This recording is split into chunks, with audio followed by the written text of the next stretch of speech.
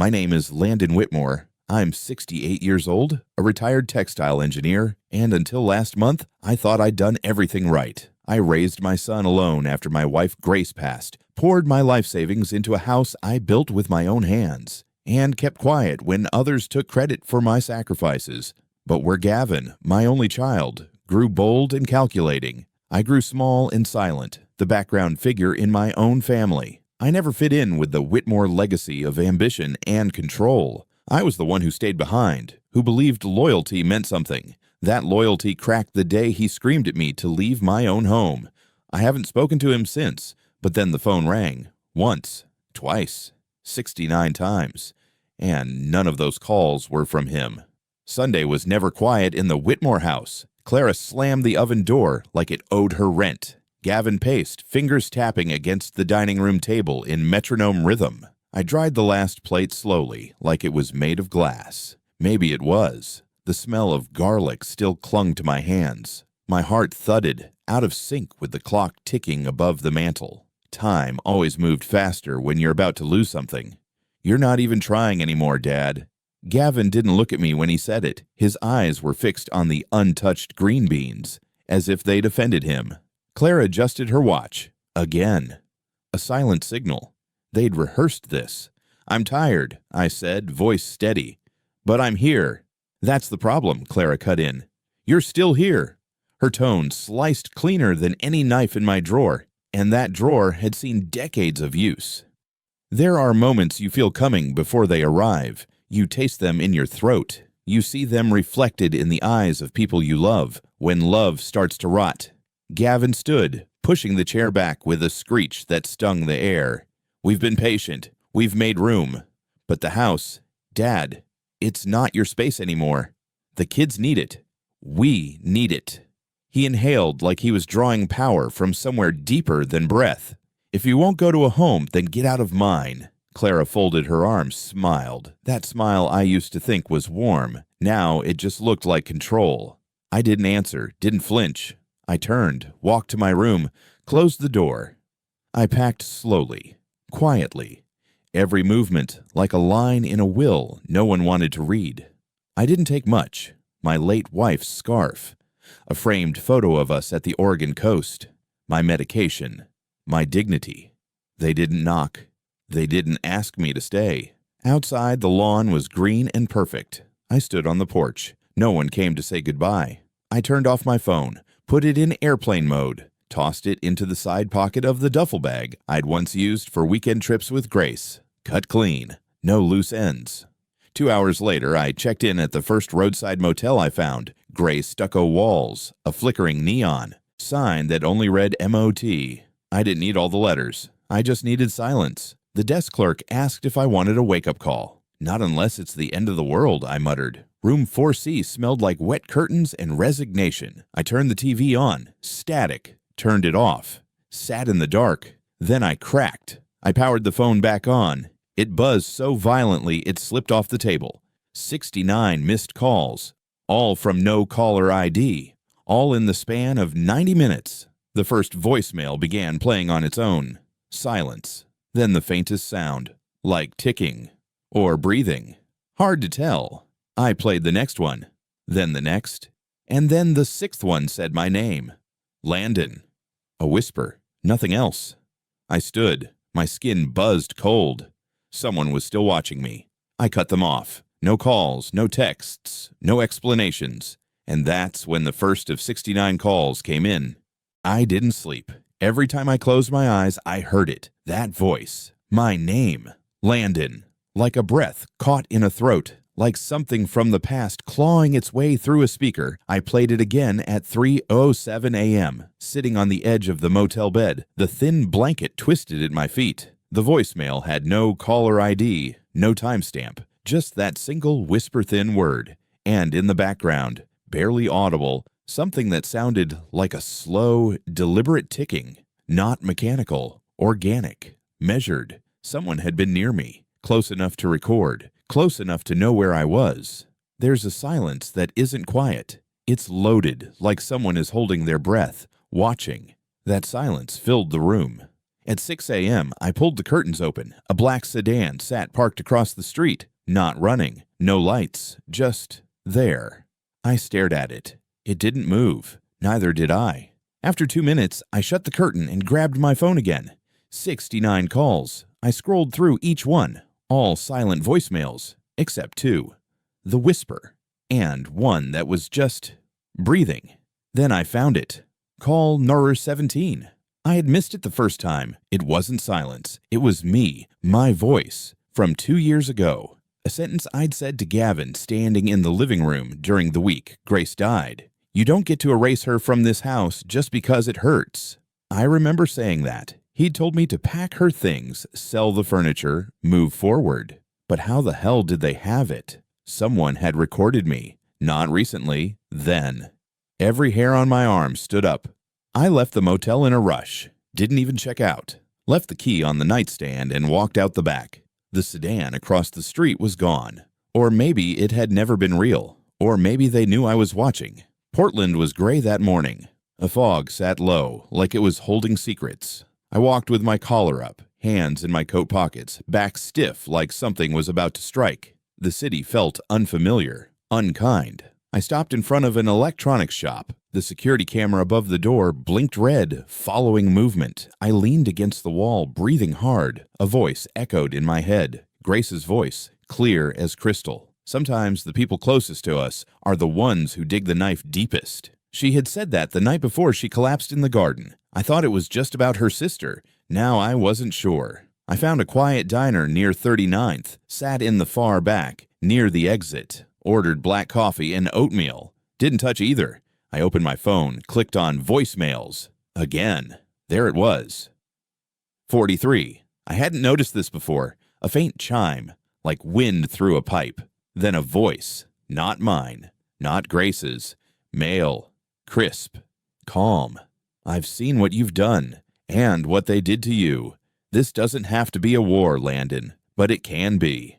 No ID. No metadata. The file wouldn't download. I dropped the phone. The waitress glanced over. I waved her off. She kept moving. Behind her, in the reflection of the coffee machine, a figure in a hood sat down in the booth across the aisle. No food, no movement. When I turned to look, the booth was empty. Maybe it never was. Or maybe they moved when I blinked. Back outside, I walked to the nearest public library. I needed to think, search, connect dots, print records. I logged into the guest terminal, tried pulling old public data on the house, tax records, sale history. Then I found something new, change of ownership filed last month, not just a transfer, a legal reassignment of deed, signed, not by Gavin, not by Clara, by me. Signature on record, notarized, but I never signed that document, not in person, not digitally. Forgery, impersonation, deep fake. I printed the PDF, looked at the signature. It was mine, or it looked like it. The librarian passed behind me, her voice low.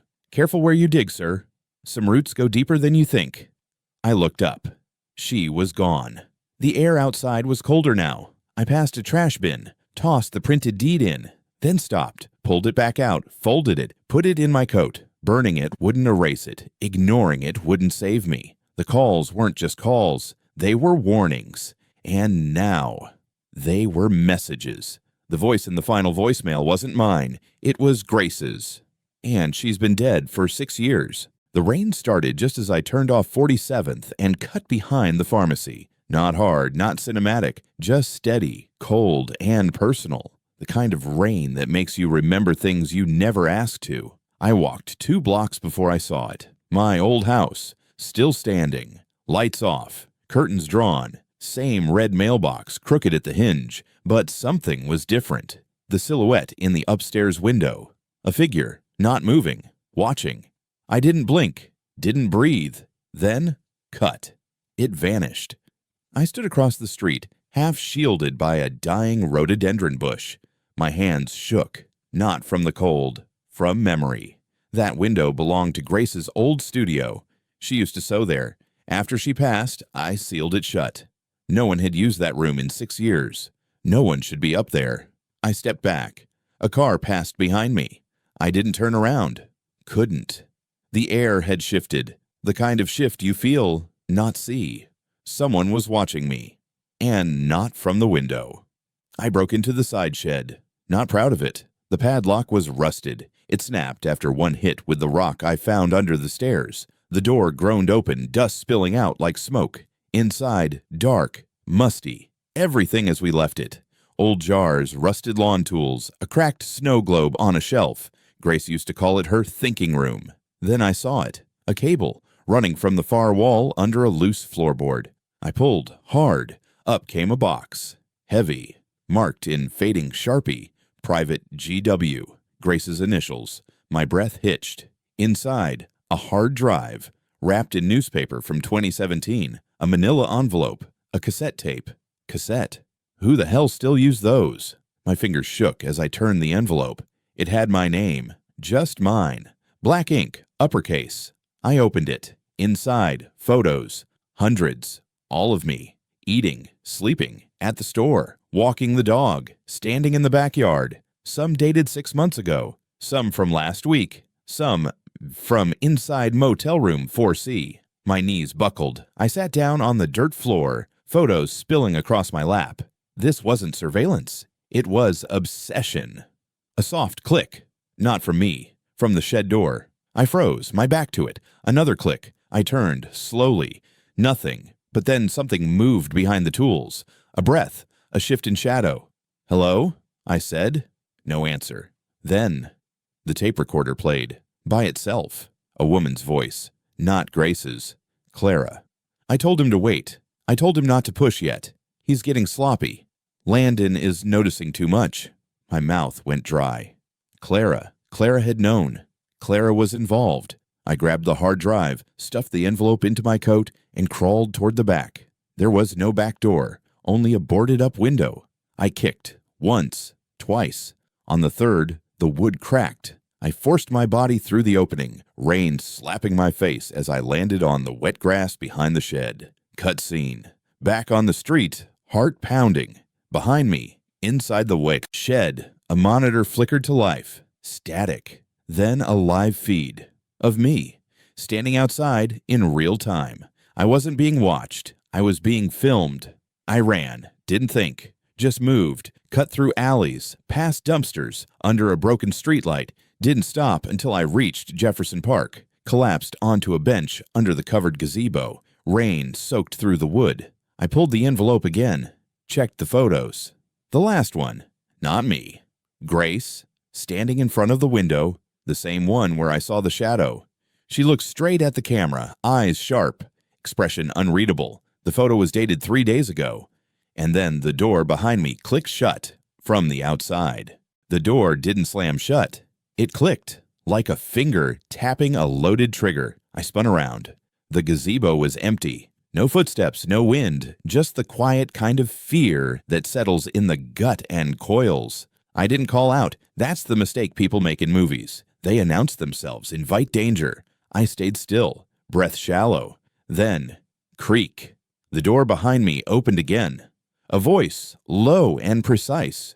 Don't run. I turned slowly. It wasn't a stranger. It was Derek Allen, Gavin's old friend, our former neighbor, financial planner, family friend, backslapping, bourbon pouring, ever smiling Derek. He looked thinner, hollow, but his eyes had that same glossy calm. "Thought I'd find you here," he said. Grace always liked this spot. I didn't answer. My fist tightened around the envelope in my coat. He saw it. "You found the box," he nodded. I wondered how long it'd take. He took a step closer. I stepped back. "Don't," I warned. "Don't say her name like you knew her." "I did know her," he said. "Better than you think." The sentence slid through the air like a knife. I almost laughed, but there was no room left in my chest for anything but fury. "She recorded everything," I said. "And you're in it." Derek didn't flinch. He smirked. "Of course I'm in it. She trusted me. Up until she didn't." Another step forward, closer. Grace was smart, Landon, but she didn't realize how many people were willing to let her fall. I just gave her the nudge. The world stopped. My ears rang. "You killed her." Derek blinked. "She had a heart condition, you knew that." "You pushed her." Silence, then a shrug. Semantics. I charged. Not fast enough. He stepped aside, grabbed my collar, shoved me hard into the gazebo post. My head snapped back. Think, Landon, if I wanted you dead, you'd already be in the river. His breath reeked of cologne and cowardice. But you still have something I need, and I'm offering you a way out. I pulled the cassette from my pocket, held it up like bait. You mean this? His smile broke. For the first time, his calm cracked. That doesn't belong to you. Neither did my house, or my name, or my life. His jaw clenched. You think you're the victim, but you were asleep while everything fell apart. I tossed the tape into the air. He lunged. Too late. I'd palmed it. Just a bluff. Here's what's going to happen, I said, voice tight. I'm going to find out everything, every wire transfer, every false signature, every name you used, and then I'm going to burn you alive with it. Derek stepped back, smiled again. You think this ends with me? He pointed upward, toward the sky. No, toward the tree. A drone hovered above us, silent, watching, recording. I ran, didn't think. Through the park, across, 39th, into traffic. Horns blared, tires screeched. I kept going, cut through alleys, behind the old laundromat, into the lot where Grace's sewing studio once stood, just gravel now, and the skeleton of a building being rebuilt. I stopped to breathe. Finally, that's when I noticed the bricks sticking out. One brick, clean, newer than the others. Curiosity is a funny curse. I pried it loose. Behind it, another box, smaller, plastic, locked, no label. I cracked it open with the wrench I carried from the shed. Inside, a burner phone, a list of numbers, a folded sheet of paper. At the top, if found, do not trust anyone, including Gavin. Beneath it, bank records, Gavin's signature, transfers to an account under my name. Dozens of them, tens of thousands. Faked, fabricated, all designed to make me look like I was stealing from him. I laughed hard, bitter. The truth always leaves receipts, I whispered. Then the burner phone lit up. No ringtone, just the screen flashing. Unknown calling. I answered. Silence. Then a voice. Female, but not Grace. Clara. I told him to stop, she said, voice shaking. But he didn't listen. Where are you? I snapped. A pause. He has Gavin. He's using him now. My blood froze. What? Derek. He said if you don't give him the drive by midnight, he'll make sure Gavin disappears. I stood still. Every sound muted. He's bluffing, I said. He needs Gavin. No, Clara whispered. He doesn't need anyone anymore. My throat tightened. The line went dead. They weren't just stealing from me. They were setting me up. The front desk receptionist smiled like nothing was wrong. Can I help you? Yes, I said. I need to speak to Gavin Whitmore. She glanced at her monitor. And you are? His father. Something flickered behind her eyes. Recognition. Or pity. She typed something, paused, picked up the phone. 3 seconds. Mumbled words. Then silence. He'll be down shortly, she said. I sat in the marble lobby of Synergia Holdings, the same company Gavin once said would change our legacy. The walls were chrome and glass. Corporate warmth, meaning none. When he walked out of the elevator, he looked like someone who hadn't slept in weeks. Sharp suit, loosened tie, a face you'd trust on a brochure. He stopped 10 feet away. Didn't speak. I pulled the envelope from my coat and dropped it on the glass table beside me. Photos, financial records, copies of transfers. The burner phone. Gavin's eyes dropped to them. Stayed there. Where did you get these? He asked. Grace, I said. That made him flinch. Don't, I said. Don't act surprised. She knew. About the accounts. About the recordings. About Derek. He didn't move. Didn't speak. They're setting you up too, I said. You're next, Gavin, unless you start talking. He looked around. The receptionist was staring. A security guard began walking over. Gavin waved him off. Let's go to a conference room. Cut scene. The glass walls of the room made everything feel thinner. Sound didn't travel, but tension did. Gavin shut the door, turned to face me. I didn't know about the photos, he said. I didn't know they were watching you. But you knew about the money. A beat. Yes. He dropped into a chair, exhaled, shoulders slumped. Derek told me Mom left a second will, that she set up offshore accounts in your name. He said we needed to move fast before probate locked it all down. And you believed him. He showed me documents, signatures. He said Clara verified it. She did. Under threat. He blinked. What? Derek has her too. She called me last night. Said he has you. Gavin froze. I'm here, he said. He doesn't... No, I said. He's got leverage. He doesn't need to keep you. He needs to use you. Another pause. Then his phone buzzed. He looked at the screen. His face changed. Blocked number. He put it on speaker, static. Then a voice. You're both in the wrong building. The call ended. Gavin stood. I didn't tell anyone you were coming, he said. I know. We walked out fast. Security watched us. Cameras followed us. Outside, the sky was split with sun and shadow. A breeze pulled at my coat. Then a black SUV pulled up. No license plate. Windows tinted black. Doors opened. 2 men in suits stepped out. No words. Just the intent. We ran. The back alley was narrow. Gavin followed me through the gap behind the parking garage. We ducked into a loading bay, heartbeats punching through ribs. One of the men shouted. The other raised something, metallic flash. We cut left, out into traffic. Horns blared. I shoved Gavin across the lane. A truck screeched to a halt. Behind us, nothing. They were gone, or watching, from somewhere else. We got to the only place that made sense, the public records office. Inside, I dropped the files onto a clerk's desk. Mandated report, I said. Elder fraud, identity theft, property forgery. She blinked but took them. I handed her the USB drive from the burner phone. Encrypted, I said. Needs unlocking. It ties to multiple state crimes. She nodded. Logged it into evidence. As Gavin stood behind me, I watched him flinch every time a phone rang. What happens now? He asked. Now, I said. Now we turn on the lights. A silence settled until a new sound. A text alert. Gavin's phone lit up. One message. From Clara's number. Don't trust him. He's already made the deal. He read it, looked up. I stared back, then said, Who's him? Gavin didn't answer because he didn't have to. This isn't about money anymore. It's about control. It was almost midnight. The old Whitmore textile factory loomed in front of me like a mausoleum. The windows were black. The security lights flickered, buzzing like dying hornets. Portland air had turned thick, like the night was holding its breath. I walked in through the side entrance. No alarms, no cameras, no resistance, which meant one thing. Derek was waiting. Sometimes the easiest door is the one meant to trap you.